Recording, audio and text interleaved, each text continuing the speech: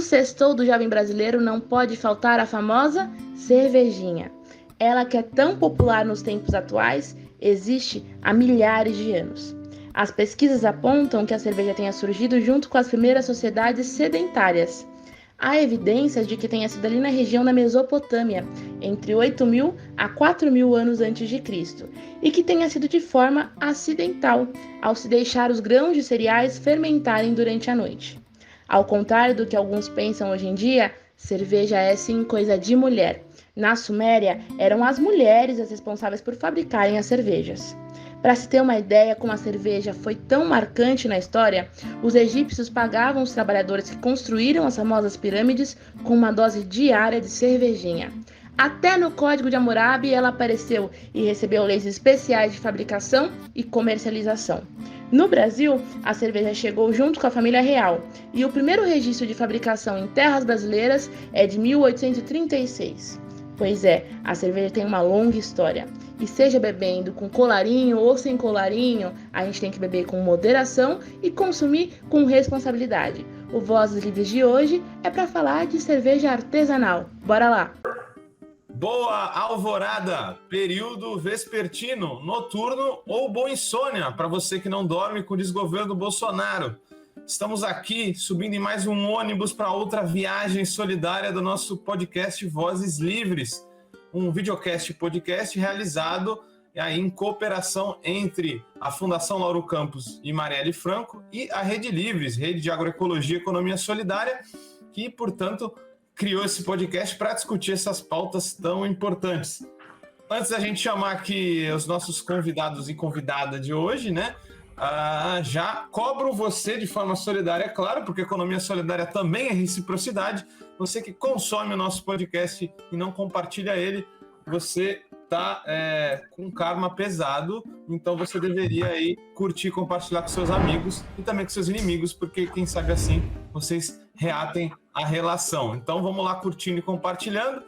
E vamos chegando aqui ao nosso tema, né? Já falamos de muita coisa por aqui, né? Falamos muito de comida, muito de agroecologia, já falamos até de vinho, mas dela, da querida, histórica bebida chamada cerveja, aí presente em diversas culturas, pelo menos aí desde que se conhece o que é Estado, vamos dizer aí, pelo menos uns 5.000 anos de história essa bebida tem, talvez até mais, sabe-se lá, talvez o Rugai me corrija aqui, que eu já esteja falando besteira, mas é uma cerveja, uma bebida que atrai paixões. E por isso, por ser uma bebida apaixonante, a gente não podia falar ela sob um aspecto político também, da economia local, de certa forma solidário também, porque hoje a gente convida os produtores e produtora, né, da Cerveja Nos Outros aqui da Baixada, onde a gente está sediado aqui do Livres, que fazem essa cerveja muito saborosa, que pelo jeito aqui no Livres, a queridinha mesmo é a Guaiaó, e enfim, mas são vários sabores. Mas quem vai estar falando delas de cerveja aqui hoje vai ser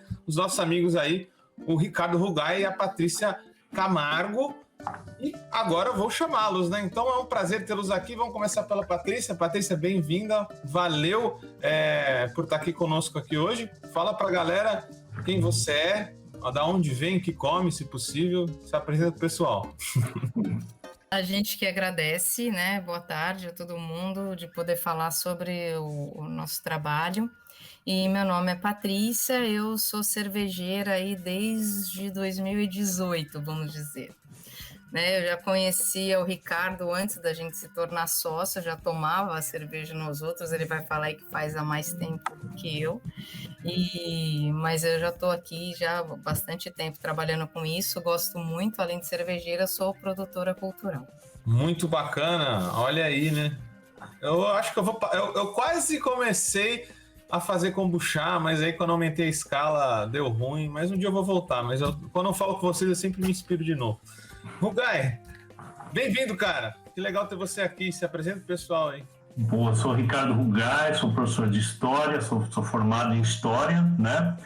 Mas também sou um ex-mecânico, cara. E, por incrível que pareça, no processo de trabalho da cerveja, essa coisa que tinha ficado lá no passado aparece muito, porque o que a gente tem que dar de jeito, de montagens, gambiarras, técnicas, né? Então a gente acaba pegando conhecimentos da nossa história de vida e profissional, né? Então a gente começou a fazer cerveja em 2012 num grupo de amigos. Vários saíram fora logo no começo, porque dá um trabalho da porra fazer cerveja, não é uma coisa tão simples e rápida, né? E a partir de 2015 a brincadeira passou a ser um trabalho mesmo, né? E depois com a entrada da Paty em 17 para 18, as coisas foram se profissionalizando, vamos dizer assim. Que legal, que legal. Já como você é historiador, aí me corrige, eu falei besteira. Qual que é o registro aí da cerveja aparecendo? Cara, tem registros de quase 10 mil anos de fósseis cerâmicos com resquícios de cerveja, de uma bebida fermentada, né? E existem até isso por si só dá margem para 200 podcasts, né? Tem estudos antropológicos, inclusive, que levantam a hipótese de que o sedentarismo e a prática da agricultura tenha começado para a cerveja e não para o pão. Olha. O que, aliás, muda muito da história econômica de que o homem passou a se sedentarizar por necessidade e troca por uma coisa de busca de satisfação e prazer e não de necessidade. Tem altos debates aí. Dá um puta podcast. Então é mais velho que o Raul Seixas mesmo, a breja. Nossa, é quase da idade dos 10 mil anos. Legal, legal. Então, bacana, galera. Pra gente abrindo aqui esse primeiro bloco, queria fazer a pergunta básica, né? Como que vocês foram parar nisso de produzir cerveja? Como é que vocês passaram por cima assim, mas a vida é muito doida, né? Quando que vocês falaram, não, vamos começar? Como é que foi esse começo? Buenas, gostar de beber a gente sempre gostou, né, cara? Mas de alguma forma meio intuitiva, eu acho que a gente sacou que as cervejas estavam, estavam cada vez mais aquém daquilo que a gente bebia umas décadas ou anos atrás, né? Aí eu me lembro de ter provado uma cerveja de trigo, de uma marca alemã, aí que eu falei, nossa, isso daí é muito diferente, né? E aí lá por volta de 2011, por aí, eu fiz um curso bem simples de produção de cerveja artesanal. Inicialmente era para produção pessoal, daí a gente juntou um grupo de amigos que foi produzindo numa escalinha pequena. E como eu sou professor, eu estava na época numa faculdade particular, na qual eu saí abruptamente aí, que é uma outra história. E aí, assim, como era no meio do ano, e tinha uma demanda grande já dos amigos, a produção da cerveja acabou virando trabalho mesmo. A gente foi modificando equipamentos, né? E foi estudando, sempre tem uma coisa de estudo, né? Não é tentativa e erro simplesmente, tem técnica, tem ciência, tem medições por conta disso, né? E passou a ser um trabalho, né? Desenvolver receitas, aprimorar os conhecimentos, melhorar o produto, né? Mas inicialmente eu não manjava muito de custos, das coisas todas, né? Uma coisa mais de pensar na matéria-prima, no produto, e não no processo todo que envolve a logística, a distribuição, né? A venda em si, né? Então foi um pouco por aí na minha parte. Que ano por aí isso então, né? Foi 2015 que a Nós Outros saiu para a rua mesmo, né? A gente batizou ela em 14, né? A gente começou com cursos de degustação, com cursos de produção artesanal para pequenos grupos, né? Explicando o que é a bebida, a história da cerveja, os estilos, as escolas, né? Por belga, inglês, americana, etc. Então começou como professor, começou pelos cursos, né? E depois com o produto em si mesmo, né? Maneiro. E a tua parte? Só para você responder, já me disse se é diferente se embriagar com a própria cerveja. Mas fala aí. Acho que né? Porque a gente sabe o que está tomando. Acho que essa é a regra básica, né? Poder saber o que você está ingerindo ali, né? Exatamente o que você está ingerindo. Certeza. Eu ia completar, né, da história da Nós Outros, porque para mim, pessoalmente, eu sempre fui da área comercial, então sempre lidei com vendas nos muitos setores diferentes, assim. Mas aí quando eu conheci o Ricardo, como eu disse, eu já tomava Nós Outros, né, antes de fazer parte aí da cervejaria. Ter o prazer de produzir o que eu vendo é a primeira vez, né? Então isso para mim foi fundamental. Quando a gente começou a trabalhar junto, se eu estiver falando alguma coisa errada, ele pode me corrigir. Ele já sabia que era da área comercial, ele falou, poxa, né, você pode dar uma força aqui na área administrativa e tal, na área de vendas. Eu falei, só vou fazer isso se eu puder ter total conhecimento da produção, falei para ele. Né? Então, durante eu nunca fiz nenhum curso fora, né? Então foi mais ou menos 1 ano aí que ele, como professor, foi meu professor cervejeiro, e depois de alguns meses eu já podia falar que eu sabia fazer cerveja, e hoje em dia eu posso dizer que eu sou cervejeira e que eu comercializo, né, meu próprio produto, que é um prazer. Muito legal. E então já diz pra gente aí, vocês dois aí, que eu não sei por onde a gente pode começar, né? Do processo de produção e como que vocês dividem, né, isso tudo, né, esses processos. Porque algumas partes, né, passa por um, outro por outra. E dá para dizer que tem uma autogestão da cerveja aí? Acho que sim, né? A cerveja é um produto complexo, né? Embora termine num único produto que é a cerveja, ela integra equipamentos, matéria-prima, parte de embalagem, né? De pensar o próprio conceito, né?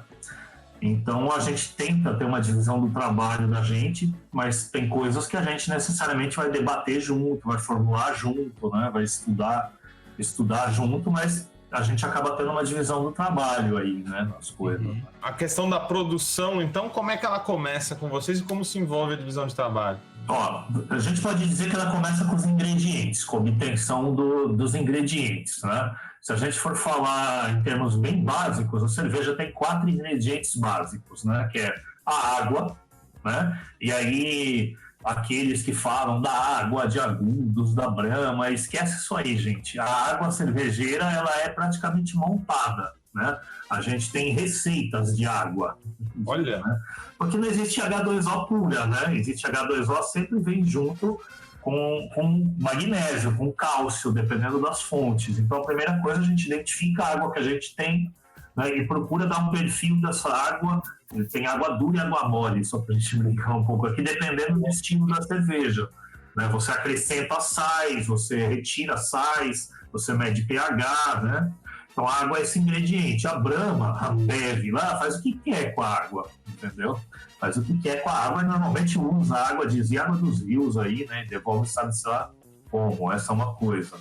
O segundo ingrediente é o malte, ou melhor, né, o malte de cevada. E aí é legal dar uma explicada, porque as pessoas falam, pô, mas é cevada ou é malte? São duas. Não, malte de cevada é uma única coisa. Né? A cevada, que é o grão, né, que é o cereal, ela sofre um processo que não é a gente que faz, nem o produtor do malte faz, é um outro cara que tem uma maltearia. O que é? O processo de malteação, né? Malteação. Ele vai pegar esse grão, vai aquecer numa determinada temperatura para ele ter uma germinação, igual aquele feijãozinho da escola, né? Essa germinação vai produzir uma enzima. Sem essa enzima, a gente não vai ter conversão de amido em açúcares em álcool depois na cerveja. Né? E essa malteação vai ser feita em determinadas faixas de temperatura, que pode deixar o malte mais escuro, mais caramelizado, mais avermelhado, até ficar o malte completamente torrado. Né? Isso vai dar sabor, vai dar cores diferentes para a cerveja. O terceiro ingrediente é o lúpulo. Né? O lúpulo é uma florzinha hipersensível, né? Da família Cannabinaceae. Ele é tranquilizante, né? Ele tem efeito antibacteriológico, etc. E ele dá uma estabilidade na conservação da cerveja naturalmente. Caramba. A partir do momento que as grandes indústrias retiram muito lúpulo da cerveja, ela passa a ter que preencher essa necessidade de estabilidade de conservação da cerveja com conservantes químicos. Né? Essa é uma das sacadas aí da grande indústria. Ela ajuda a duração ali. Exatamente. Uma cerveja bem lupulada vai durar muito mais do que uma cerveja que quase não tenha lúpulo. Né? Não é o único fator, mas é importante. E o quarto ingrediente, por exemplo, a tal lei da pureza alemã, que fala dos ingredientes da cerveja, desconhecia a existência de um ingrediente que é um fungo invisível, que é a levedura cervejeira. Né?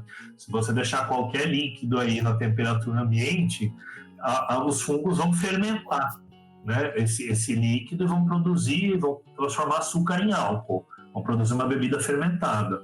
O que foi feito ao longo do tempo foi que ocorre uma seleção de cepas de leveduras cervejeiras, né? Tem duas grandes famílias de leveduras, que são as lagers e as ale, né? As ale são as de alta fermentação, as lagers são as de baixa fermentação. Daí os nomezinhos, agora tá fazendo Exatamente, são duas famílias, dentro de cada família você vai ter dezenas de estilos de cerveja. Então, a Pilsen, por exemplo, é um estilo dentro da família Lager, né? Assim como a Pilsen está dentro da Lager. A Pilsen é um estilo dentro da família Lager. E nada do que a gente bebe no mercado é Pilsen, viu, gente? Pilsen são cervejas tchecas, muito específicas. O que a gente bebe aí é American Light Lager. É um padrão imposto pela indústria americana, depois do pós-guerra, que nem chega a ser Pilsen, tá? Se você beber uma Pilsen tcheca, você vai ver que maravilha que é e que distante que é do que o mercado oferece. Nem a Heineken é uma Pilsen. Tá? Dá para dizer que é porque essa rende bem mais produtiva e rentável. Ela rende bem. Então são 4 ingredientes: levedura, água, malte e lúpulo. Claro que aí a gente vai ter assim, adições de frutas, de condimentos, né? De ingredientes para agregar sabor. Ou então, no lado mais sacana, visando o lucro, você tem a adição de ingredientes para baixar custo. E normalmente é milho, né? Normalmente é arroz, ou outros cereais que são mais baratos que a cevada, né? E aí fazem com que a cerveja não seja puro malte. Daí as polêmicas que a gente toma suco de milho, arroz e por aí. Muitas vezes é xarope de milho, né? Aquele antigo caro. Né? Não é o milho, né? Não é o cereal. Muitas vezes. O milho em si não dá gosto. Ele não vai dar gosto de nada para a cerveja, mas ele vai deixar a cerveja mais leve e ele vai obter álcool. Você obtém álcool a partir desse milho com custo menor, né? Quando você vê lá cereais não malteados ou carboidrato nos rótulos, é um nome eufêmico que eles dão aí para esses ingredientes, né? O próprio açúcar, né? Também vai na receita. Então, a obtenção do ingrediente é o primeiro passo, né? A partir daí, a gente vai trabalhar esses ingredientes, né? Muito bacana. Paty, e onde que você entra aí? Temos os ingredientes. Isso. Então, como o Ricardo falou, a gente não produz, né? Então, a gente precisa adquirir, a gente precisa comprar os ingredientes. Então, a gente faz a compra, normalmente, inclusive, a gente faz via internet, né? Então, a gente faz uma grande pesquisa até chegar aí na melhor matéria-prima que a gente tiver acesso, né? E, então, a gente tendo os ingredientes aqui, a gente vai ter a receita pronta já. Na verdade, para a gente comprar os ingredientes, a gente já pensou na receita. No nosso caso, a gente tem algumas receitas prontas que a gente faz com regularidade e a gente faz testes também, né? Ela que é o grande segredo mesmo? Tá 7 chaves aí, não? Ela é o grande segredo. Ela é o grande segredo. Não tá os 7 chaves, porque a gente até pode, né? Mas pode contar sem problema nenhum, porque entre você ter a receita e fazer ela chegar no resultado final dela, ó, tem chão. Então, não vai ter revelação do elemento X aqui hoje, né? Não tem nenhum grande mistério. Tem bastante trabalho, né? Então, depois que aqui a matéria-prima tá aqui na cervejaria, que a gente vai... Primeira coisa que você faz, tendo as 4 coisas à sua disposição, é no começo do dia da abraçagem, que é a produção da cerveja, a gente vai moer o malte. Né, para começar a abraçar, para começar a fazer a cerveja, que ela é feita em um dia, né? Então, a cerveja, o processo da cerveja de produção mesmo é feito em um dia. Então, nesse dia, você vai moer esse malte. Por quê? Porque você precisa ter acesso ao amido que está dentro dele. Então, para isso, você tem que romper a casquinha do malte. A partir daí, você vai, durante algumas horas, e aqui eu estou falando dos nossos equipamentos, né? Que cada cervejaria aí tem um tamanho, tem um processo de produção. A gente vai passar aí pelo menos 7 horas, se não tiver nenhuma grande tô sendo otimista, né? Se não tiver nenhum imprevisto, né? São 7 horas ali na beira da panela, aonde a panela a gente vai primeiro colocar, o malte vai ficar o que eu chamo de molho, que é a mostura, e aí dependendo da sua receita vai ficar por mais tempo, por menos tempo, depois ele vai passar por um processo de clarificação ali natural, que tem a ver com uma recirculação do líquido, que vai fazendo com que o malte vá pousar no fundo e você vai tendo esse líquido um pouco mais limpo aí por cima, né? Depois você vai ter uma outra água, essas águas já foram tratadas, né, com sais, já foram preparadas com sais, então você lava esse mosto, esse chá com uma água, uma temperatura determinada, e você chega no produto nesse dia que é um mosto. No final da nossa abraçagem, Opa, esse processo, assim, você tem que ficar muito ligado nele, ou se chegar o Sedex, dá para atender e voltar? Não dá para atender o Sedex. Se você tiver em 2 pessoas, alguém vai ter que, enfim, fazer o rango, pegar o Marmitex na porta, né? Porque é um dia pesado, por quê? Porque tudo depende de medições, tanto de temperatura quanto de tempo, né? Então é isso, é um dia inteiro. Esse dia é um dia reservado para isso, né? Densidade, pH, né? Você vai controlando tudo isso. Se você cozinhar, né, misturar a cerveja a 64 graus, vai sair uma cerveja com álcool e com um corpo diferente de uma que você misturar a 68, por exemplo. Isso. Ou por 60 minutos, né? Ou por 75 minutos. Tudo depende dessa receita aí que a gente vai estar com ela na mão. Mas sim, são medições em cima de medições e uma atenção total. E no final isso é fervido por 1 hora, né? Isso, exatamente, que vai chegar. É nessa hora que a gente adiciona o lúpulo. Até então a gente trabalhou com malte e água, né? Quando a gente chega na fervura, a gente começa a adicionar o lúpulo ou condimentos, né? No nosso caso, a gente tem hoje em dia apenas uma das nossas cervejas, a laranja mecânica, que leva alguns condimentos, né? Que a gente vamos citar aqui, né? Que é a Se tu quiser jogar um gengibre, essa é a hora. Essa é a hora, exatamente. Aí você faz uma espécie de uma infusão, assim, ali na fervura. A gente coloca num saco, né? Então, a gente coloca a casca de alguns cítricos. Então, limão, laranja, limão siciliano, limão cravo. A gente procura ficar por aí, né? E sementes de coentro moído, manjericão, né? Cada isso. É que os cítricos podem oscilar de acordo com o que a gente encontrar, mas quanto mais colorido, né, mais sabor vai dar. Isso é adicionado ali nos últimos 10 minutos. Mas as outras, a gente tem aí, nessa hora também, a adição de lúpulo que eu falei, ele também pode variar mais no começo, mais para o final, maior quantidade de lúpulo, menor quantidade de lúpulo, enfim. No final do dia, a gente pega esse mosto que ele está a 100 graus, um grande desafio para quem faz cerveja é fazer esse mosto baixar uma temperatura aí de 20 graus para poder entrar no fermentador e começar uma outra etapa, que no finalzinho da abraçagem a gente vai adicionar as leveduras, né, que o Ricardo já comentou, tem muitas opções, né? A gente usa a levedura, é uma coisa bastante importante para o sabor da cerveja. E aí, estando no fermentador, começa o processo de fermentação, que vai levar de 7 dias, né, Ricardo? Acho que 7 dias é uma média. É a maturação já, né? E aí a maturação que pode levar, dependendo do estilo da cerveja, se for uma cerveja muito densa, né, uma cerveja bastante complexa, pode ficar semanas maturando, né? Daí a dificuldade de escalar e tal, porque você precisa de muito espaço, então, para produzir. Precisa. Você poderia ter, pela sua cozinha, vamos dizer assim, cervejeira, você poderia produzir todo dia. Só que você vai fermentar isso onde? Isso só fermenta para sair uma cerveja bacana em temperatura controlada. Então tem um termostato ali, você fermenta, sei lá, 17, depois sobe para 22, depois você baixa, matura 10, decanta 1 grau a 0 grau. Então é um processo de uns 21 dias, mais ou menos, média. Né, que se você tem um open bar nos outros, tem que planejar bem, então. Tem que planejar antes, tem gente que faz aniversário, fala, vou ter aniversário dia tal, o que tu pode produzir tal pra gente, né?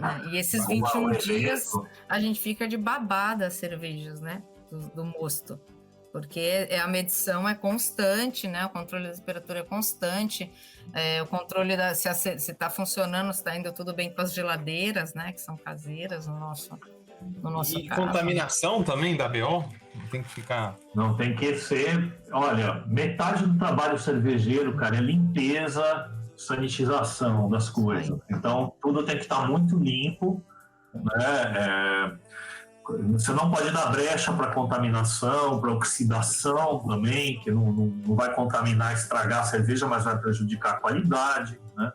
Então, basicamente, no dia que a gente faz a cerveja, na verdade, a gente faz o que a gente chama de mosto cervejeiro, que é um caldão açucarado. Se você provar no dia, ele é doce. Vai ter um amargo junto do lúpulo, mas ela é doce. E a levedura é que vai realmente produzir a cerveja, porque ela se alimenta desse açúcar, né, que está na cerveja, e o subproduto dessa alimentação é álcool, CO2 e outros subprodutos indesejáveis. É por isso que ela fica tantos dias, porque na maturação ela vai lapidando. Então tem vários odores ou sabores indesejáveis para a cerveja que a fermentação vai eliminando, né, com o tempo. Uma cerveja muito apressada certamente vai ter o que a gente chama de off flavors, né, que são defeitos, né, uma cerveja verde, entre aspas, né. Então ela tem que arredondar na maturação. Se a gente tiver muita pressa, a gente estraga o produto. A levedura é colocada no final dessa abraçagem, que é esse dia. E aí, a partir daí, começa a contar os dias, né? E o controle para ver como que vai ser aí, como essas leveduras vão se alimentar desse amido, né? E quanto de álcool elas vão produzir. Dá para dizer que essa levedura é como uma colônia que você coloca lá e que ela se alimenta do açúcar? Sim, então, sim. É o estilo kombucha mesmo. Ela é fungo. Ela se propaga, ela trabalha, a gente usa nutrientes, a gente oxigena o mosto também com uma estimativa de partículas por milhão no tempo de oxigenação. Então ela precisa ter a temperatura correta, ela precisa ter a quantidade correta de levedura, a oxigenação correta e os nutrientes corretos para ser uma fermentação redondinha. Se tiver pouca levedura, ela vai se matar de trabalhar, né? Como se fosse um metabolismo super alto que vai produzir sabores ruins, né? Se tiver excesso também, ela vai disputar esse açúcar entre ela, vai se matar lá e também vai ter... Não podemos errar nem para mais nem para menos, né? Tem que ser a quantidade mais precisa possível ali. Vocês falaram algo aí nessa primeira fala, falaram, por exemplo, a malteação é um processo muito complicado. Eu lembrei que a gente também, fazendo nosso jabá, que não pode passar, né, todo programa, a Alternativas Solidárias, que é a revista que a gente tem editado também, a gente vai ser um artigo que vai sair agora na revista 4 sobre a Steinhaus, que é a única cerveja orgânica do Brasil, né? Muito bacana toda a história, Steinhaus, porque é casa de pedra, tem que ser um lugar frio, né? E eles falam que realmente a malteação da cerveja orgânica, principalmente, foi uma grande procura, uma grande dificuldade para eles conseguirem fazer. Dá para dizer por que isso? É um processo tecnológico difícil, é uma técnica difícil, e é difícil para o artesanal conseguir realizá-lo? É difícil, viu? Porque a produção do malte, do lúpulo, ela ocupa uma extensão de terra grande, né? Você não consegue fazer isso numa propriedade muito pequena, dependendo do volume de produção da cerveja. E a malteação, ela ocorre em uma espécie de esteiras de aço, num galpão amplo, com temperatura controlada, com movimentação desse grão, né? Mais ou menos imagina como se fosse uma torrefação de café, só que não numa coisa circular, numa esteira extensa, numa área extensa. Então, é um grande empreendimento, entendeu? A gente não conhece uma malteação, se eu não me engano, isso no Vale do Paraíba, em São Sebastião, tem uma maltearia, né? Mas não é algo que você possa fazer em casa. Lógico que os antigos faziam, no forno, etc. Mas, pra você ter ideia, para fazer 100 litros de cerveja, Paty, quantos quilos mais ou menos vai os... Dentro da cerveja vai 20, 30 quilos de malte, né? Para você abrir isso, pelo menos. Para você abrir esse malte num lugar que você possa aquecer por igual, né? Por tempo controlado, tudo, é um processo que requer uma tecnologia, maquinário, né? Então, é algo que não está ao nosso alcance, assim, né? Quase todo cervejeiro compra o malte já pronto, né? Já malteado, a cevada já malteada. Muito bacana, dá para ver que esses nossos sistemas solidários em todo lugar. Tem vários lugares ainda de gargalos, né? Isso talvez seja para a gente pensar, né? E construir junto. E aí a gente chega na primeira polêmica aí, né? A gente viu um bombar, né? Desse negócio de fazer cerveja no Brasil, inspirado por algumas marcas que se vendiam também como artesanais. Aí fica a pergunta, né? Que eu acho que é bacana para a gente trazer hoje essa discussão no nosso programa, o que é artesanal, o que não é? Dá para dizer também que esses rótulos, por exemplo, a gente tem a Colorado, teve outra agora que me fugiu a cabeça, que fazia muito sucesso, que foi vendida, que também se colocava como artesanal. Como que vocês veem aí o conceito de artesanal nessa polêmica toda? Quem quer começar? Eu acho que vale mais a pena falar um pouco do mercado, aí depois a gente chega no conceito eu acho que para entender por que a palavra artesanal entra meio como a palavra gourmet, né? Ou mesmo apelo para conceito de orgânico, assim, né? Se a gente voltar algumas décadas atrás, ninguém precisava recorrer a esses conceitos, né? Porque assim como na alimentação tudo era orgânico, ninguém precisava dizer que era orgânico, né? Você começa a valorizar o orgânico porque a maioria das coisas deixou de ser orgânica, né? Claro. Assim como a gente começa a falar em cerveja artesanal, ou cerveja premium, ou cerveja especial, porque as cervejas mainstream do mercado praticamente deixaram de ser cervejas, né? Tem um longo processo histórico aí, mas dá para dizer assim que se você juntar a lei seca nos Estados Unidos, crise de 29, 2 guerras mundiais, desapareceram 90% das cervejarias da Europa e dos Estados Unidos. Então não é recente, então, esse processo? Não, é um processo que começou lá nos anos 50. Quando voltou a ter cerveja, cara, a galera estava tão afim de beber e tinha perdido tanto paladar que aceitava-se qualquer coisa com o nome de cerveja. E aí os Estados Unidos já estavam na liderança da parada toda no mundo e as cervejarias americanas impuseram um novo padrão de cerveja para o mundo inteiro, que hoje 90%, não é só do Brasil, 90% do que o mundo bebe é um padrão chamado American Light Lager, né? Que é o padrão que vem aí com Budweiser e similares. O que é esse padrão? Vai que acabar com a final do Super Bowl, então, é isso? Cara, é uma cerveja mais aguada, cara. É uma cerveja mais aguada. É como se você pegasse uma polpa lá, que é para fazer um copo de 300 ml, e você metesse num litro.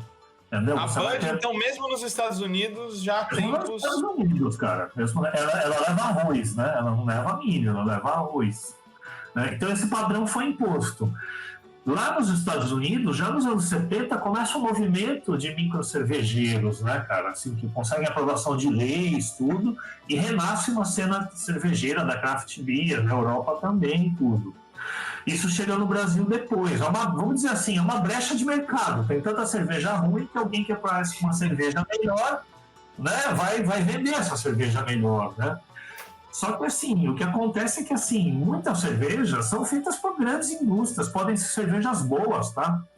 Mas elas não são artesanais, elas podem ser cervejas especiais, cervejas premium, de qualidade, são cervejas íntegras, cerveja, não cerveja feita. Fazendo uma comparação tola, né, que eu gosto de fazer, que é arroz integral com arroz polido, né, com arroz branco. Quando tem gente que prova arroz integral, fala, isso não é arroz, né? O arroz, principalmente a geração dos nossos pais, isso não tem gosto de arroz. O estranhamento com a cerveja artesanal, né? De muitas pessoas quando tomam, acha forte, né? Acho que forte também significa alcoólico, na verdade é porque tem mais ingrediente íntegro.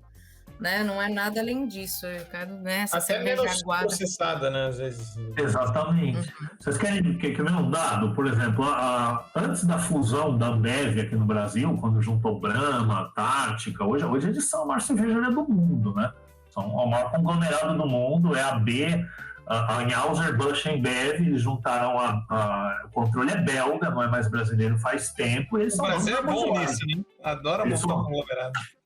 Mas o controle é belga, já não é brasileiro, e eles são donos da Budweiser também. A Budweiser está dentro desse pacote aí. Mas quando juntou aqui no Brasil, cara, a cerveja brasileira não tinha milho. Depois que eles se juntam, o lobby deles se torna muito forte no Congresso, eles mudam leis durante o governo Fernando Henrique, que permite a adição dos cereais não malteados numa porcentagem grande, e a gente vai caminhando para isso que a gente tem hoje, né? Mas é uma disputa de mercado, né? Que os caras vão pensei até a JBS que mudou já a sede para fora do Brasil, né? Elas ficam tão grandes depois, né? Sim. E quando eu falei do lúpulo, do conservante, pra vocês verem como eu tinha uma impressão, e o que eu achava que era de criança, né? Que eu falava, nossa, a cerveja não é mais amarga. Eu falava, não, acho que eu era adolescente, provei cerveja, achei amarga demais. Aí, num dos cursos que eu fiz, cara, um cara que era o químico falou, não, cara, não é só uma memória de antiga, não. Eu trabalhei na Ambev. E o IBU, que é um índice de amargor das cervejas de mercado da Antártica, era 18, 16 IBUs. Hoje é de 6 a 8. Então, o que rolou? Os caras tiraram o lúpulo é amargo, ele afasta, às vezes, a molecada, as crianças. Então, tem um processo aí de... Vai aumentando a abrangência pelo paladar, né? Vai simplificando o paladar das pessoas, né? Barateia, você chega no paladar menos resistente, que é o amargor, barateia. Só que aí você vai ter que tapar esse buraco com conservante, porque você tem menos lúpulo. Né? Então não tô doido quando eu vejo. Eu tomava. Antes a Itaipava era queridinha, hoje ela tá cada vez pior, então tem a ver com isso já. Tem a ver com isso, cara. Você pega uma Boêmia antiga, uma cerveja digna, cara. Antes, né? Ela era docinha. Hoje você não diferencia de uma Brahma, né? Então elas vão ficando muito iguais, né? Muito iguais, né? Então, beleza, então. É bacana até que você trouxe algumas referências de data. A gente pensa em 1929 ali. Na verdade, eram os Estados Unidos criando grandes monopólios nacionais, né? Aí isso coincide com um monte de coisa. Você falou de cerveja, mas, por exemplo, a Swift começa ali também, quando eles falam, pô, vamos congelar carne e colocar dentro de um vagão de trem e cruzar os Estados Unidos. Então eles estavam escalando a indústria deles, né? Então aí foi o primeiro duplo twist. As pequenas cervejarias perderam poder, foram concentradas e aí viraram essa coisa que cada vez menos é cerveja. Isso tem até a ver com ultraprocessamento do trigo, né? Como ele está tão tóxico como hoje em dia. E aí a gente chega nesse momento que o artesanal virou um boom. O que mudou aí? Foi nichos de mercado, então? Elas precisavam de novos rótulos? Como é que foi esse processo? Então, eu tenho uma resistência muito grande a colocar a palavra artesanal, né, para tudo que é um produto bom ou íntegro ou especial, porque para mim o artesanal tem muito mais a ver com o processo de trabalho do que com o produto. Você pode ter produtos de indústrias e até de médias e grandes indústrias que são boas cervejas, né? É inegável. Nós não vamos aqui também dizer, não, tudo que é feito artesanalmente é ótimo, tudo que é feito na indústria é ruim. Não, às vezes vai ter um cara que faz uma cerveja na panela horrível e vai ter uma indústria que faz uma cerveja ótima.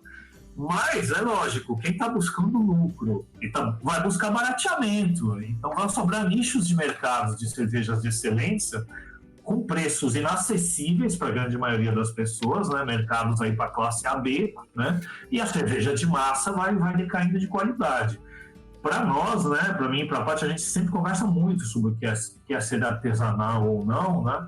Tem a ver com o controle do processo, com o conhecimento do processo de cabo a rabo, com dominar todas as etapas, com acompanhar todas as etapas do processo, não necessariamente fazer todas as etapas, porque eventualmente uma coisa ou outra a gente não vai estar fazendo todos nós o tempo todo, né?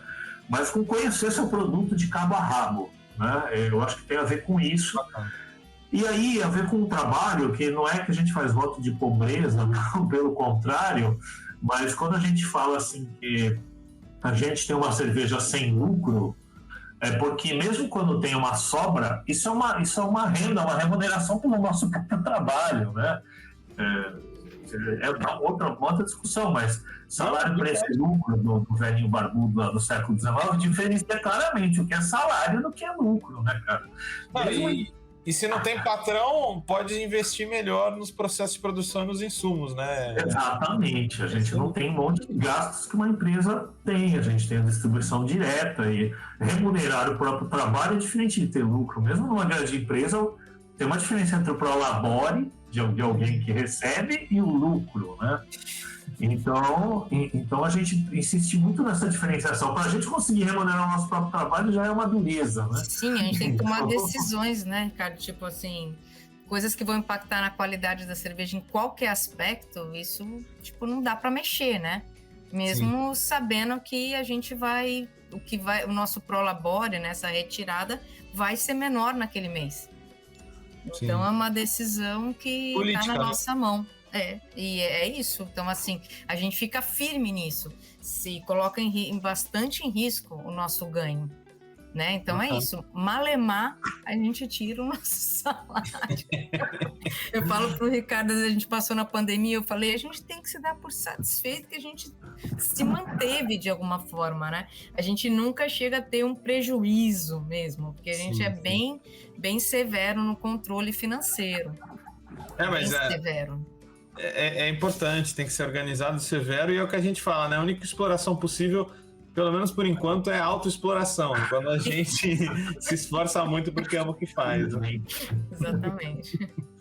Bacana, galera. Assim a gente vai fechando aí o nosso primeiro bloco e vai entrando o nosso novo bloco especial aí, que é as notícias livres ou não tão livres assim. Já já a gente volta para o nosso bloco 2. Notícias livres ou nem tão livres assim.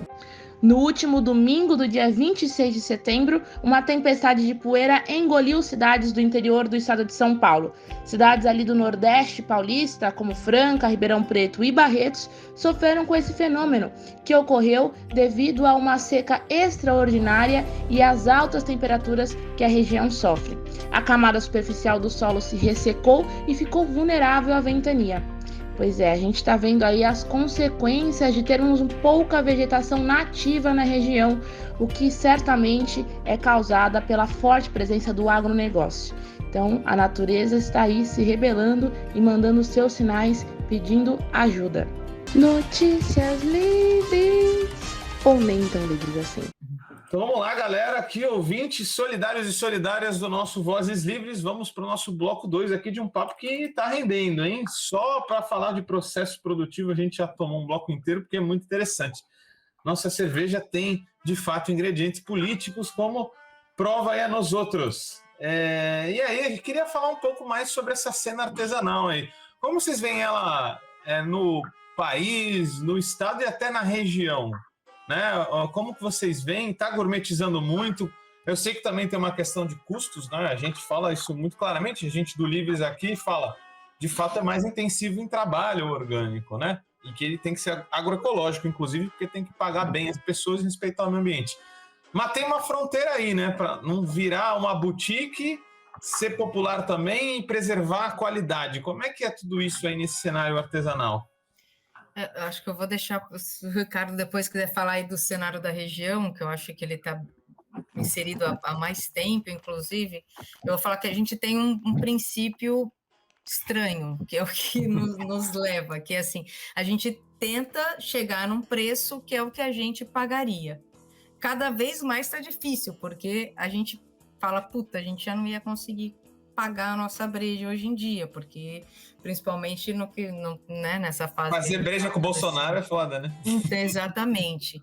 Mas a gente leva isso assim como uma coisa primordial para nós. Se a gente chegar num ponto que a gente tiver que aumentar e se distanciar muito, né, até pelo menos aí da nossa classe entre as pessoas que a gente convive, muito provavelmente a gente desistiria do produto. Né? Então, para isso, a gente é muita conta que se faz, né? Dos mínimos detalhes, qualquer gasto, qualquer coisa está ali inserida. Que impacta, né? Aumentou o impacto. A gente não pode esquecer que uma parte dos ingredientes da cerveja, né, é importada, né? E aí entra variações cambiais que vocês sabem como estamos, né? Não afeta só a gasolina. Uma hora bate no mercado cervejeiro também, né? Então, o Brasil ainda não é autossuficiente de malte. Né? Nós temos produção de malte de cevada aqui, temos, mas às vezes a grande indústria já abarca uma parte delas, já garante, para ela mesma garantir um frete mais barato. Né? Então, a chegada dos ingredientes impacta muito, o lúpulo, sobretudo. Né? O lúpulo tem uma limitação de zona temperada, de temperaturas, o lúpulo brasileiro só agora começa a ser desenvolvido, ele ainda não tem escala, né?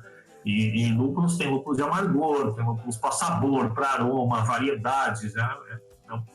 Os mais variados perfis aromáticos, né? Então você é muito restrito ainda aqui no Brasil, né? As leveduras, você já tem lugares que produzem, reproduzem as cepas de levedura, já um pouco mais acessível. A gente mesmo propaga, né? Desculpa cortar, mas a questão climática pode até virar um problema para produzir por causa dessas Brasil esquentando, né?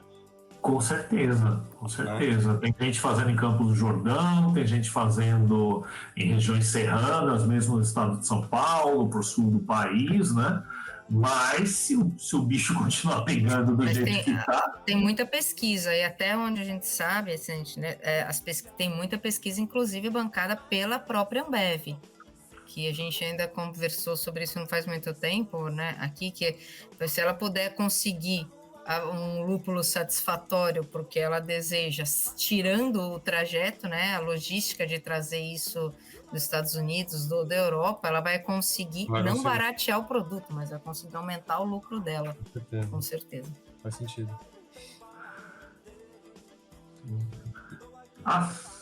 Eu vou contar até 3, você precisa fazer um corte. Continua pra gente a questão do artesanal aí. Então, o artesanal, cara, certamente é um nome que atrai as pessoas, virou um rótulo de marketing, né? Então, lógico, tem gente que vai definir artesanal quase que assim, a minha cerveja é feita com arte. A arte está na própria concepção da receita. Não importa se você seja Baker, uma fábrica que produz 300 mil litros e tem 500 funcionários, que é onde é que a gente consideraria uma fábrica desse porte, uma micro, uma nano cervejaria ou algo artesanal, né? Agora tem muita gente artesanal, sim, né? Que desenvolve o próprio produto, que testa na panela, que faz em casa em pequena escala, ou mesmo que já tem uma micro cervejaria legalizada, mas que domina, participa de todo o processo, né? E que aí a gente dá para dizer que a cerveja é sim artesanal, né? Então, eu sempre insisto que tem menos a ver com a coisa do produto e mais a ver com o processo. Lógico que o processo vai influenciar num bom produto, né? E também não tem a ver só com a tecnologia, cara, porque quando a gente fala do artesanal, o cara imagina alguém lá com uma panela de barro só. E você pode Parece que não tem técnica, né? Parece que não tem técnica. E como se a panela de barro não fosse uma técnica também, né? Também. Porque até aí a roda é tecnologia, cara, sabe? O moinho, o pilão, a tecnologia, tudo é tecnologia, né? Sim. Então, como é que a gente define, a partir de que momento eu deixaria de ser artesanal a partir da técnica? Por exemplo, no começo eu moía malte, 4 quilos de malte para uma panela pequena, aquele moinho de feira, manual, né? Depois de um tempo, a gente comprou um outro moinho de rolos que eu botava uma furadeira lá para moer, né? Mais recentemente eu adaptei um motor de máquina de lavar com uma correia. É a nossa vantagem de ter um mecânico, né? Agora, toda a diferença. Tem fábricas que o cara vai lá para apertar um botão no moedor e vai moer um malte, né? Então, tem grandes assim, experiências, né, de produções de pequena propriedade rural, familiar, etc., que os caras fazem uso da tecnologia, mas continuam fazendo um produto bacana, continuam conhecendo o processo, né? Então, a gente só não tem mais tecnologia por falta de capacidade de investimento, né? Sim. Mas não é que para ser artesanal você precisa fazer com colher de pau, etc., né? Você não conseguiria fazer cerveja sem termômetro. Hoje em dia, sem medição de densidade, com refratômetro, né? Tem equipamentos que são indispensáveis para fazer uma cerveja com repetibilidade hoje em dia, né? Embora alguma coisinha possa sair diferente de lote para lote, a gente crava a cor, a gente crava o amargor, a gente crava o álcool, né, Patrícia? Ela é especialista em cuidar das nossas densidades ali. Muito bacana isso. A gente sempre fala isso também do mercado de orgânicos, porque não basta ser orgânico, você pode comprar também o orgânico ali do Pão de Açúcar, que está numa péssima cadeia, com regime de trabalho péssimo. Então, a gente sempre enfatiza essa questão social e de regime de trabalho também, que inclui dentro desse conceito que a gente chama de agroecológico. Acho que aí a gente já vai conceituando o nosso artesanal do deles, né? Bacana pontuar isso. Mas ainda nesse sentido, galera, eu queria saber quais são as dificuldades de aí escoar, da distribuição, né? Como que é esse mercado aqui local da cerveja em Santos e região, né? Quais são as dificuldades que vocês têm? A parte que deve saber dessa treta. A gente enfrenta um dilema quando a gente fala sobre isso, porque se a gente pudesse escolher para quem a gente vende, bom, falei. Se a gente pudesse escolher para quem a gente vende, seria assim o melhor dos nossos mundos, né? Então, a gente não é uma cerveja que consegue muito penetrar aí, Ricardo talvez fale um pouco sobre o mercado cervejeiro em Santos, não sei, porque a gente não consegue penetrar muito aí as cervejarias, né? Por alguns motivos. A gente acaba se aproximando mais, querendo vender mais para os nossos pares, de algum jeito, né? Então, a gente vai parar aí em centros culturais, em locais que têm sedes de organizações políticas, viemos ao encontro de vocês agora. Qualquer lugar que, quando eu falei que a gente não vai muito aí para cervejarias, né, para bares cervejeiros, qualquer lugar que nos aproxime o máximo possível do cliente é um lugar que a gente tem mais satisfação em vender, né? E é difícil vender em qualquer situação. Então, a gente procura estar próximo do nosso cliente final, né? Então, quando o cliente vem até a gente, fala se gostou, se não gostou, critica, fala um pouco sobre a experiência dele que ele tem com cerveja. Tem gente que fala, eu não tomava cerveja, mas a cerveja de vocês eu tomo, né? Tomava vinho, e então eu gosto de cerveja artesanal por causa de vocês. Isso é uma satisfação que não tem, sei lá, não dá nem para medir. Pelo que eu vejo, a gente teve até um programa com o Genalto França Filho, que é um dos grandes cabeças aí da economia solidária no Brasil, da Universidade da Bahia, inclusive ele é de administração. O cara já, né, para você estar em ADM ali e estando à esquerda, né, da economia solidária, é uma pessoa diferenciada. A gente falou muito sobre associativismo de esquerda, então dá para dizer que vocês já praticam ele, criando as redes e fornecendo elas com álcool de boa qualidade, dá para dizer? Sim, até porque assim, a gente não tem nem, vamos dizer, relacionamentos ou jeito para vender nos lugares de classe A mais, sabe? Onde tem um certo nicho de mercado cervejeiro. Não quer dizer que esses lugares não tenham cervejas boas, tem cervejas ótimas, a gente respeita muito o trabalho de quem está ali, mas não é a nossa pegada, né? Não é onde a gente se sente à vontade, não é onde eles se sentem à vontade com a gente, né, Paty? E aí, mas tem boas cervejas mesmo, só para falar que Santos é um lugar que tem boas cervejas artesanais ainda. Que foram para a cerveja artesanal, que fizeram parte do Clube dos Cervejeiros Caseiros da Baixada e que estão aí com marcas estabelecidas na região e que tem ótimas cervejas, né? Agora, o que a gente sente, né, em parte do público cervejeiro, é aquela coisa de que tem gente que gosta mais de se sentir especial por beber uma cerveja artesanal especial do que do próprio produto, sabe? E que às vezes usa o produto como quase que uma forma de distinção de classe. Então isso também incomoda, sabe? Você vê uma galera playboy falando, eu tô tomando uma cerveja artesanal fodástica e aquele trouxa ali, pé rapado, tá tomando suco de milho, sabe? Aquilo que é uma crítica à indústria vira um avesso, vira um sinal de distinção de classe. E não é para isso, né? Então o foco pra gente tem que ser assim, a gente tem que fazer um bom produto, cara, sabe? E a postura política da gente, lógico, a gente vai ter que batizar um rótulo, a gente vai colocar as referências que fazem parte da nossa vida. Às vezes não são necessariamente políticas, às vezes é uma lembrança de Santos que era Black Town, ou uma lembrança da Guaiaó, ou a Punk, que remete a um som que a gente ouvia, né? A Black Town é de café. A Black Town leva café e era o apelido de Santos no século XIX, dado pelos ingleses, né? Pela lama do mangue do porto, por ser cidade negra, pelas doenças da cidade. É uma Santos que não tem nada a ver com praia, né? Já então, fazendo esse jabá aqui, para mim, essa gente em rótulo é a mais da hora. E assim, mas a cerveja tem que corresponder, sabe? Não adianta também a gente ter, e a gente vê em alguns cervejeiros também, mesmo no campo da esquerda, né? Às vezes não adianta botar lá o Bakunin ou botar o Lenin no rótulo da cerveja, cara, E a minha cerveja tem uma qualidade meia boca, uma qualidade parecida com o do grande mercado cervejeiro, entendeu? Porque aí também é aquela coisa, o cara compra a cerveja porque tem o rótulo bacana para guardar na prateleira, mas a bebida não é boa, igual muita gente compra do Simpsons lá, e você vai guardar para a estante, mas você não vai comprar de novo, porque não... Vira uma grande enganação, né? Para quem busca uma cerveja boa, não é uma cerveja boa, é só um rótulo diferentão. Então, sabe, você expulsa o capital pela porta, ele entra pela janela, né? Numa atitude marqueteira, né? Sim. Então, a identidade é importante, mas eu acho que a identidade política mesmo da cerveja tem que estar fundida no trabalho, no próprio produto, né? Eu tinha até essa pergunta na manga aqui, mas vou fazê-la novamente, faltou algum aspecto que vocês podiam trazer.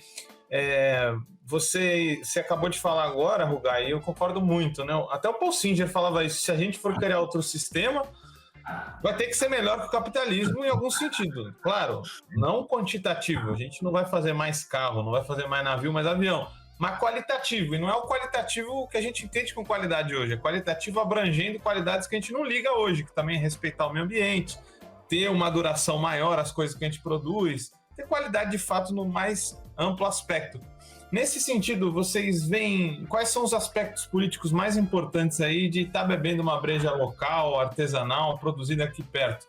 Além desse, claro, de associar as pessoas, trazê-las mais para perto. Quais são os aspectos políticos da breja para vocês?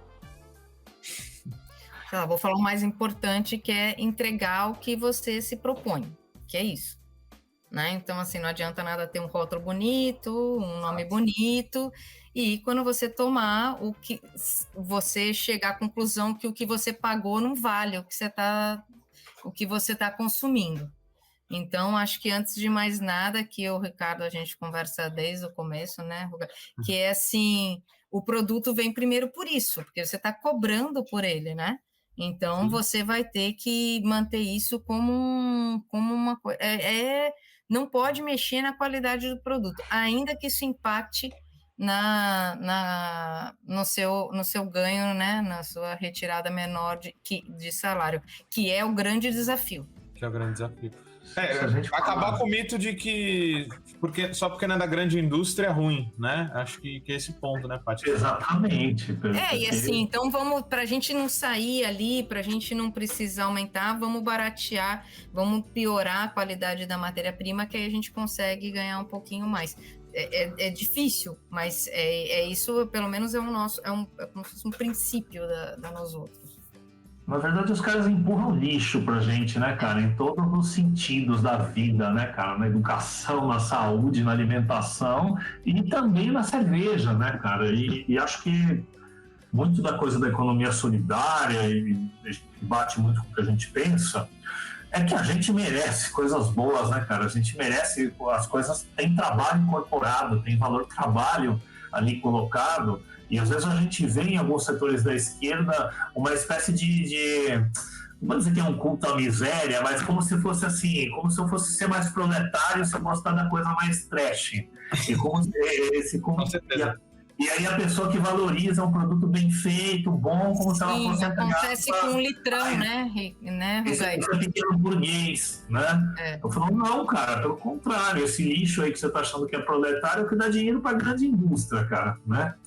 Tudo bem, às vezes as coisas vão sair mais caras e são limitações que a gente tem e a gente sabe que não é acessível a todo mundo, embora a gente batalhe para isso. A gente sabe que no nosso custo está embutido o custo aí de plantadores, de maltearias e de fazendas que estão fora de um circuito de economia solidária, né? Que pertencem a um circuito capitalista, que é uma limitação. Assim como a gente sabe que a ponta do mercado... se o país tivesse uma renda média maior, um mercado interno maior, uma outra economia, uma quantidade muito maior de pessoas estaria acessível. Agora, se não estiver me estendendo muito, o que deixa a gente muito feliz é a gente ver assim, que às vezes a gente faz um evento, sei lá, vários eventos que a gente fez nas quebradas, na periferia, um evento que a gente fez no Lido dos Morros, por exemplo, que eu ouvi de um cara cervejeiro que ele falou assim, porra, cara, nem vai lá vender, esse pessoal não tem paladar, não vai dar valor pra cerveja. Só faltou o cara dizer assim, cara, pobre, essa cerveja não é pra pobre, entendeu? E No dia a gente estava com uma cerveja de trigo, considerada leve, e com uma Black Town, que é mais stout, considerada mais amarga, mais fortinha. E aí, de repente, o pessoal foi, a gente servia um copinho bem pequeno de degustação para o pessoal molhar o bico. Dali uma meia hora, cara, formou 2 filas. A gente estava com o bico da trigo e da stout. Então a galera foi atrás. E depois de um tempo a gente reparou que na fila de trigo tinha uma maioria de homens. E na fila da stout tinha uma maioria de mulheres. O que também contrariava totalmente essas coisas que também vem junto, né? De que essa daí mais leve é para mulher, essa daqui mais forte, mas vai caindo os mitos. Vai caindo os mitos. No vídeo também, né? A Paty sabe dessas paradas, né? Melhor que eu. Muito bacana, gente. A gente vai se encaminhando aqui para o nosso final do nosso papo aqui, desse bloco. Ainda vamos ter uma passagem mais descontraída no nosso besteirol nutritivo, mas eu queria aí perguntar para vocês quais são os desafios aí para o próximo período, o que vocês estão prevendo. A gente sabe das dificuldades. O que vocês veem para nós outros do futuro aí? Claro, com tanta dificuldade, inflação batendo, mas a gente perseverando aí. Queria saber quais são os planos. Bom, eu vou falar para eu começar pelo final, né? Que é a venda. Então, assim, é isso. Se a gente conseguir, se a situação continua como está, cada vez vai ser mais difícil que a gente aumente, né, a nossa abrangência aí, de clientes. Sim. Então, esse é o maior desafio. Tem todo o desafio da produção, né? A coisa de adquirir a matéria-prima, que a gente está longe ainda de chegar perto do que a gente queria aí, né? Um dia ter uma produção nacional, que a gente tem acesso, tem aí curto, médio e longo prazo. Mas o maior desafio é a distribuição, né? Tá no Livres pra gente, vou fazer aqui já um agradecimento rasgado mesmo, né? Pra gente é maravilhoso.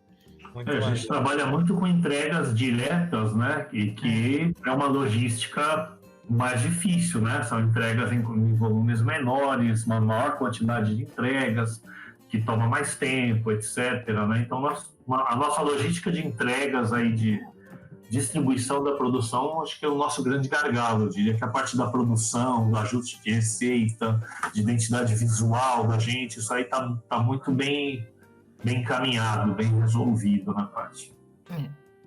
Muito bacana. Não sei, Gai, quer passar rapidinho antes da gente terminar, ou a Paty, os rótulos aí que vocês têm para a galera experimentar? É um resumo?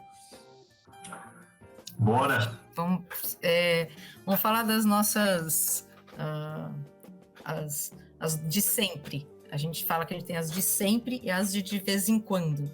As de sempre é a Guaiaó, né, a nossa IPA, a Laranja Mecânica, nossa Belgian Blonde Ale, e a Black Town, que é a nossa Stout. Então, a Belgian Blonde Ale, a Laranja Mecânica, ela é menos lupulada, é a que vai condimentos, a gente falou aí, né? Quais são os condimentos que a gente usa, ela é bem cítrica, o fermento é muito importante no sabor dessa cerveja.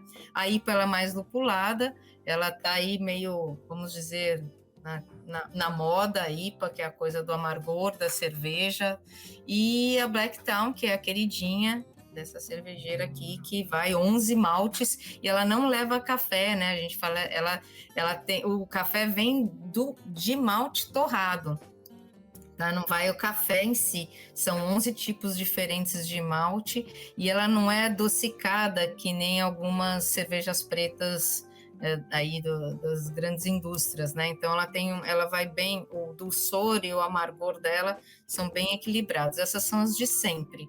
O Ricardo pode falar um pouco aí dos nossos, temos Maré Alta, né? Tem a Maré Alta, tem vários rótulos aí que são mais sazonais, né? Alguns que a gente desenvolve para alguns espaços ou para algumas pessoas aí a pedido também, né? Logo mais está chegando a Punk 77, a Maré Alta, vai ter a Buracos na fita. Tem a Kolontai e a Garganta, que são duas chamadas cervejas extremas, que bate 10, 12 de álcool. E que essas a gente faz, sei lá, uma vez, 2 no ano. É um outro tipo, uma fermentação muito lenta, né, bem alcoólica.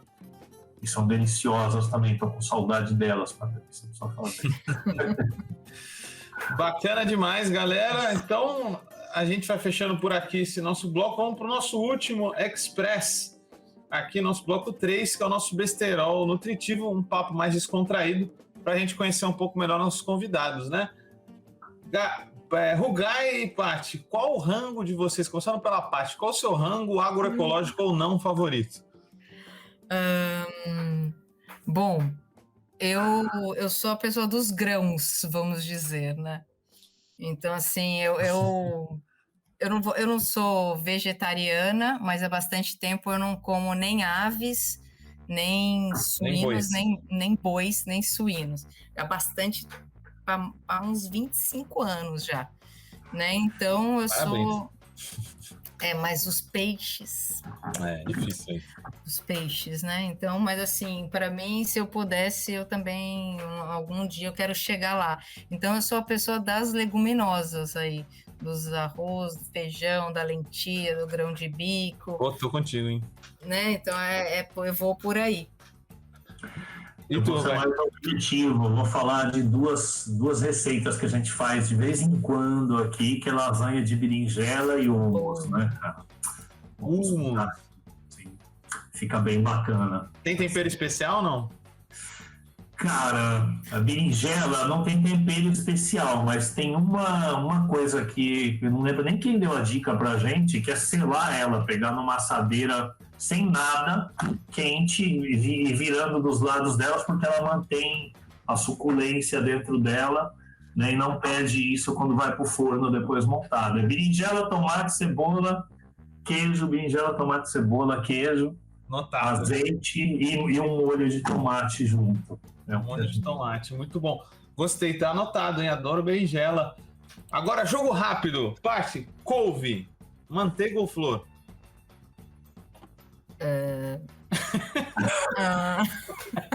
Ficou em dúvida? Não, manteiga. Rugai, couve, manteiga ou flor? Flor. Boa. Rugai, peixinho, punk ou do voleibol mesmo? Porra. Punk. E tu, Paty? Funk. Muito eu acho bom. que eu aprendi com vocês isso. Se eu não estou enganado. Paty, a selga ou verdade chinesa? A selga. A selga. Rugai, gosta de milho Santiago ou vai na selga chinesa mesmo? Eu gosto do milho Santiago. Muito bom. Para fechar, a cerveja favorita, Paty e Rugai? Das nossas ou do mundo? Assim, do mundo. Do mundo. Caraca, olha, se for estilo, eu vou ter que dizer que é IPA. Agora, qual rótulo, cara? É muito difícil. É foda, né? É foda. Eu vou nas nossas. É a IPA Guaiaó e a Black Town. Minha preta preferida. Boa pedida. E o melhor acompanhamento? Cara, eu não sei se é o melhor, mas o mais comum aqui em casa é amendoim. Bom e velho, aí ficou popular. Bom e velho amendoim. Exatamente. Galera, obrigado aí. Deixem suas últimas saudações aí pra gente fechando mais um episódio. Foi muito bacana esse papo cervejeiro aí político. Rugai, pode fazer as boas aí. Gente, valeu pelo convite. A gente já estava ensaiando esse papo aí faz algum tempo, né, cara? E aí estamos estreitando nossos contatos, nossas conversas aí. Prazerzão conversar com vocês e contar um pouco do nosso trabalho, que é uma coisa que a gente faz muito pouco pelas redes sociais, né? Então, uma oportunidade bacana de a gente explicar como é que funciona esse trampo todo. Da hora. Paty, desculpa aí dar o mindfuck, mas eu também fico em dúvida entre couve manteiga e couve flor aí. Dá sua salvação aí pra galera. Fiquei em dúvida mesmo. Muito bom. Legal. Bom, obrigada por estar aqui. É isso que o Ricardo falou, a gente raramente dá as caras. Então, foi um prazer aqui conversar com vocês, falar um pouco do nosso trabalho, né? Se vocês terem interesse e estar participando com vocês aí desse plano, né? Mirabolante. E aí boto uma fé. Paty, fala rapidinho do podcast aí, para dar o jabá final aí. Vocês também são podcasters. Isso, nós temos um podcast semanal, Maré Alta, né? O podcast da Baixada que faz análise crítica e debate os fatos e notícias que pegam para geral. Muito bom. Fala aí, Rugai. Eu ia lembrar, cara, que a gente está buscando há muito tempo alguém que se interesse por recolher bagaço de malte de cevada, que sobra muito depois das produções da gente. Ele serve como adubo, ele serve como ração, ele serve para fazer pão, e haja pão para se fazer com uma quantidade que sobra, e dá uma dor no coração não ter uma destinação mais útil para esse malte. Então, se alguém que estiver nos ouvindo tiver disponibilidade para recolher, a gente dá um jeito de combinar, de reservar, porque, enfim, pode ter 1000 destinações interessantes. Inclusive para adubo, viu? Ou para ração e tal. Acho que os nossos produtores de cogumelo podem vir a se interessar. Muito boa também, economia sustentável é com a gente também. E assim vamos fechando mais um Vozes Livres. Solidários e solidárias, não esqueçam de compartilhar, curtir este canal, este episódio, porque, né, a gente não vive só também de sonhos, precisamos aí estar ganhando corações e mentes e expandindo nesse algoritmo capitalista sacana e safado. Então, até a próxima. Foi muito bacana falar sobre cerveja aqui hoje e fiquem preparados para mais episódios, sempre na mesma bate-sexta, no mesmo bate-horário. Um abraço solidário a todos e a todas.